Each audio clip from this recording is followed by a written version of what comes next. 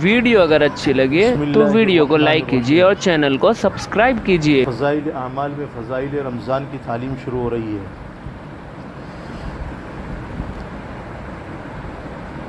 رمضان المبارک میں عبادت نافلہ کیسی ہونی چاہیے؟ حضور اقدس صلی اللہ علیہ وسلم نے روزہ اور تراویح کا ذکر فرمانے کے بعد عام فرض اور نفل عبادت کے اہتمام کی طرف متوجہ فرمایا کہ رمضان المبارک میں ایک نفل کا ثواب دوسرے مہینوں کے فرائض کے برابر ہے، اور اس کے ایک فرض کا ثواب دوسرے مہینوں کے 70 فرائض کے برابر ہے۔ اس جگہ ہم لوگوں کو اپنی اپنی عبادات کی طرف بھی ذرا غور کرنے کی ضرورت ہے کہ اس مبارک مہینے میں یعنی رمضان المبارک کے مہینے میں فرائض کا ہم سے کس قدر اہتمام ہوتا ہے اور نوافل میں کتنا اضافہ ہوتا ہے۔ فرائض میں تو ہمارے اہتمام کی یہ حالت ہے کہ سحر کھانے کے بعد یعنی سحری کرنے کے بعد جو سوتے ہیں تو اکثر صبح کی نماز قضا ہو گئی، اور کم از کم جماعت تو اکثروں کی چھوٹ ہی جاتی ہے۔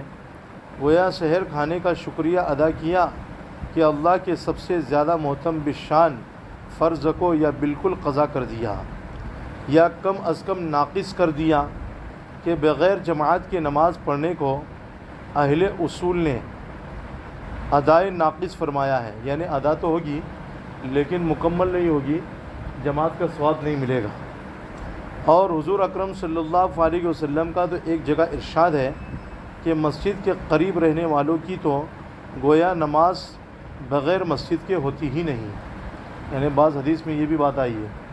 تو اس لیے جہاں تک ہو سکے محلے والوں کے لیے ضروری ہے کہ مسجد میں جا کر کے جماعت کے ساتھ میں نماز ادا کرے۔ مظاہر حق میں لکھا ہے کہ جو شخص بغیر عذر کے بغیر جماعت نماز پڑھتا ہے اس کے ذمے سے فرض تو ساقط ہو جاتا ہے، یعنی فرض اتر جاتا ہے، فرض ادا ہو جاتا ہے، مگر اس کو نماز کا ثواب نہیں ملتا۔ اسی طرح دوسری نماز مغرب کی بھی جماعت اکثروں کی افطار کی نظر ہو جاتی ہے، اور رکعت اولیٰ یا تکبیر اولیٰ کا تو ذکر ہی کیا ہے۔ اور بہت سے لوگ تو عشاء کی نماز بھی تراویح کے احسان کے بدلے میں وقت سے پہلے ہی پڑھ لیتے ہیں۔ یہ تو رمضان المبارک میں ہماری نمازوں کا حال ہے جو اہم ترین فرائض میں ہے کہ ایک فرض کے بدلے میں 3 کو ضائع کیا۔ یہ 3 تو اکثر ہے، ورنہ ظہر کی نماز قیلولہ کی نظر اور عصر کی جماعت افطاری کا سامان خریدنے کی نظر ہوتے ہوئے آنکھوں سے دیکھا گیا ہے۔ اسی طرح اور فرائض پر آپ خود غور فرما لیں کہ کتنا اہتمام رمضان المبارک میں ان کا کیا جاتا ہے، اور جب فرائض کا یہ حال ہے تو نوافل کا کیا پوچھنا۔ اشراق اور چاشت تو رمضان المبارک میں سونے کی نظر ہو ہی جاتی ہے، اور اوابین کا کیسے اہتمام ہو سکتا ہے جبکہ ابھی روزہ کھولا ہے اور آئندہ تراویح کا سہم ہے یعنی ڈر ہے، اور تہجد کا وقت تو ہے ہی عین سحر کھانے کا وقت، پھر نوافل کی گنجائش کہاں۔ لیکن یہ سب باتیں بے توجہی اور نہ کرنے کی ہیں، تو ہی اگر نہ چاہے تو باتیں ہزار ہیں۔ کتنے اللہ کے بندے ہیں کہ جن کے لیے اوقات میں انہی اوقات میں سب چیزوں کی گنجائش بھی نکل آتی ہے۔ رمضان المبارک میں حضرت مولانا خلیل احمد صاحب رحمۃ اللہ علیہ کا معمول، حضرت مولانا خلیل احمد صاحب نور اللہ مرقدہ کو متعدد رمضانوں میں دیکھا ہے، یعنی کئی رمضانوں میں دیکھا ہے کہ باوجود کمزوری اور پیرانہ سالی کے یعنی بڑھاپے کے مغرب کے بعد نوافل میں سوا پارہ پڑھنا یا سنانا، اور اس کے بعد آدھا گھنٹہ کھانا وغیرہ ضروریات کے بعد ہندوستان کے قیام میں تقریباً 2 سوا 2 گھنٹے تراویح میں خرچ ہوتے تھے، اور مدینہ پاک کے قیام میں تقریباً 3 گھنٹے میں عشاء اور تراویح سے فراغت ہوتی تھی۔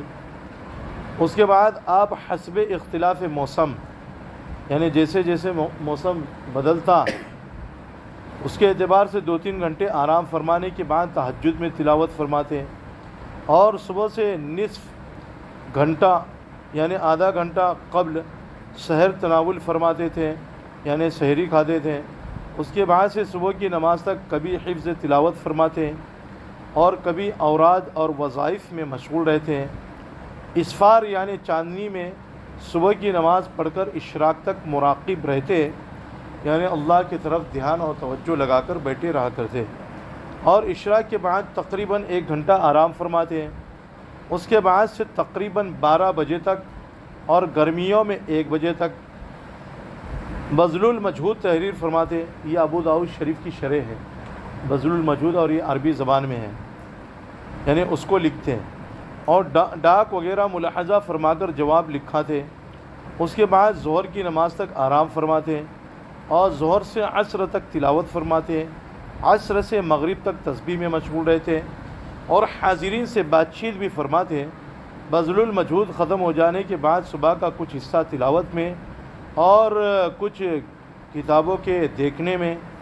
بذل المجہود اور وفاء الوفا زیادہ تر اس وقت زیر نظر رہتی تھی، اور یہ اس پر تھا کہ رمضان المبارک میں معمولات میں کوئی خاص تغیر نہ تھا، یعنی بدلاؤ نہ تھا، کہ نوافل کا یہ معمول ان کا ہمیشہ تھا، اور نوافل مذکورہ کا تمام سال بھی اہتمام رہتا تھا، یعنی جس طریقے سے نوافل کا اہتمام رمضان المبارک میں کرتے تھے، پورے سال بھر ایسے ہی نوافل کا اہتمام حضرت مولانا خلیل احمد سہارنپوری رحمۃ اللہ علیہ فرمایا کرتے تھے۔ البتہ رکعات کے طول میں یعنی لمبا ہونے میں رمضان المبارک میں اضافہ ہو جاتا تھا، ورنہ جن اکابر کے یہاں رمضان المبارک کے خاص معمولات مستقل تھے، ان کا اتباع تو ہر شخص سے نبھنا بھی مشکل ہے۔ حضرت شیخ الہند رحمۃ اللہ علیہ کا معمول، حضرت اقدس مولانا شیخ الہند رحمۃ اللہ علیہ، یہ مولانا شیخ الہند وہ ہیں جو مالٹا کی جیل میں کئی مہینے تک رہ کر کے آئے تھے، جن کو انگریزوں نے قید کر رکھا تھا۔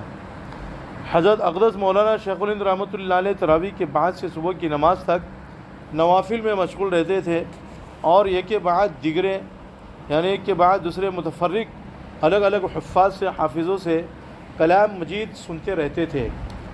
اور حضرت مولانا شاہ عبد الرحیم صاحب رائے پوری نور اللہ مرقدہ کے یہاں تو رمضان المبارک کا مہینہ دن اور رات تلاوت ہی کا ہوتا تھا کہ اس میں ڈاک بھی بند اور ملاقات بھی ذرا گوارانہ تھی۔ بعض مخصوص خدام کو یعنی خادموں کو صرف اتنی اجازت ہوتی تھی کہ تراویح کے بعد جتنی دیر حضرت سادی چائے کے 1-2 فنجان یعنی پیالے نوش فرمائے، اتنی دیر حاضر خدمت ہو جایا کرے، اور اسی میں جو ہے جو بھی ضروریات ان خادموں کی ہوتی تھی یا بات کرنے کے لیے جو وقت لگتا تھا، بس اتنا ہی وقت ان کو دیا جاتا تھا، اس سے زیادہ نہیں۔ آسمانی کتابیں رمضان المبارک میں نازل ہوئی، اسی وجہ سے عموماً اللہ جل شانہ کی تمام کتابیں اسی مہینے میں نازل ہوئی ہیں، یعنی رمضان المبارک کے مہینے میں نازل ہوئی۔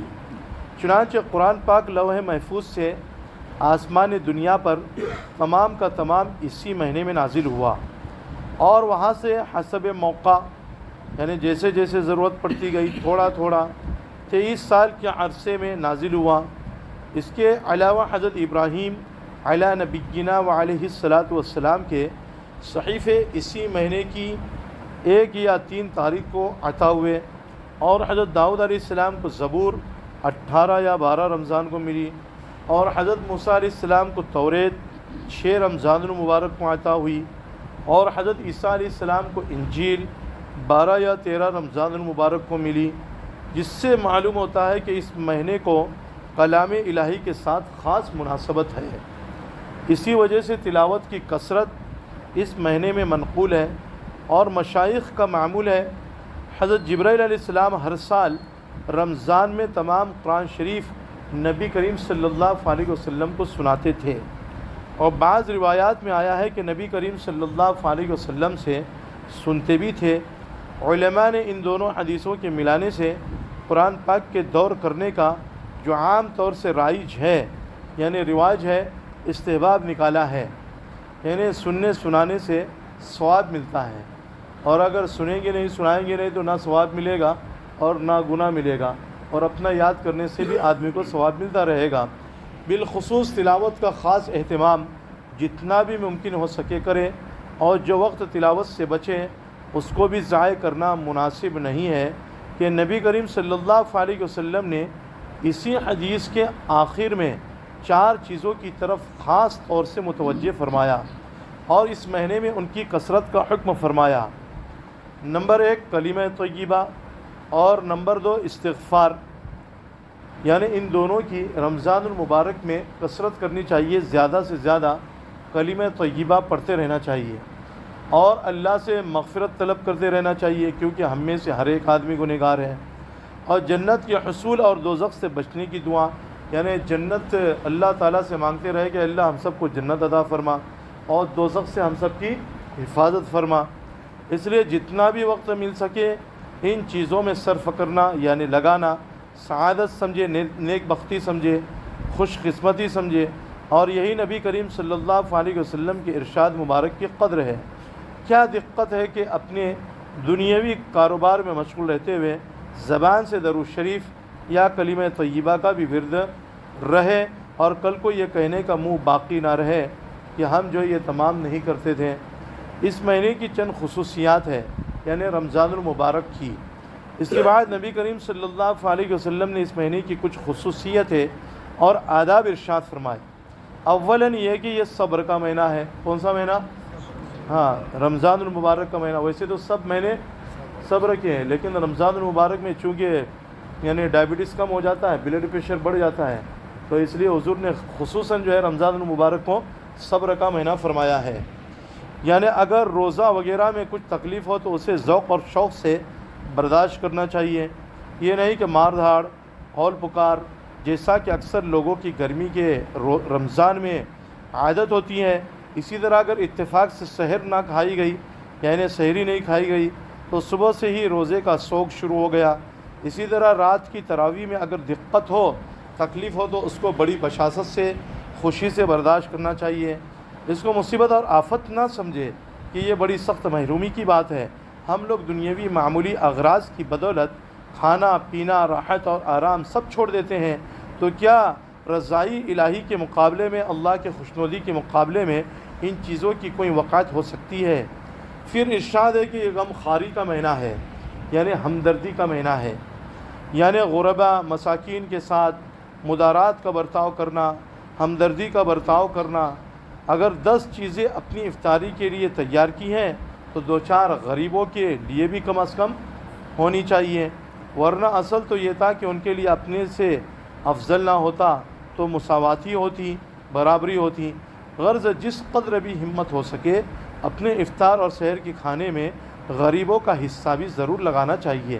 صحابہ کرام امت کے لیے عملی نمونہ اور دین کے ہر جز کو، ہر حصے کو اس قدر واضح طور پر عمل فرما کر دکھلا گئے کہ اب ہر نیک کام کے لیے ان کی شاہراہ عمل کھلی ہوئی ہے۔ ایثار و غمخواری کے باب میں ان حضرات کا اتباع بھی دل رکھنے والوں کا کام ہے۔ سینکڑوں ہزاروں واقعات ہیں جن کو دیکھ کر بجز حیرت کے کچھ نہیں کہا جاتا۔ اللہ رب العزت ہم لوگوں کو ان تمام باتوں پر عمل کی توفیق نصیب فرمائے۔ سبحان اللہ وبحمدہ، سبحان اللہ وبحمدہ۔